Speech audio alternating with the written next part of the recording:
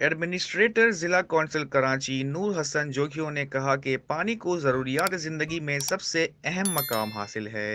अल्हम्दुलिल्लाह हमारे मुल्क में पानी के ज़खायर वाफिर मिकदार में हैं और बरसात भी मुतवातिर अपने वक्त पर होती है।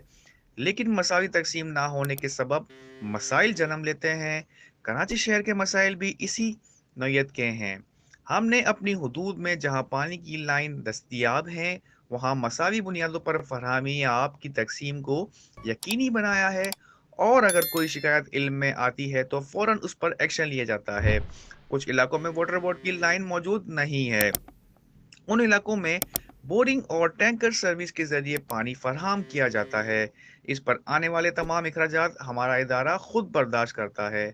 टैंकर सर्विस को हर सूरत में फ़ाल रखना हमारी अव्वलीन तरजीह है, क्योंकि अगर किसी इलाके में पानी का मसला नज़र आता है तो स्कीम की तामीर और मरम्मत के दौरान अहले इलाका को बर वक्त उससे पानी फराहम किया जाता है।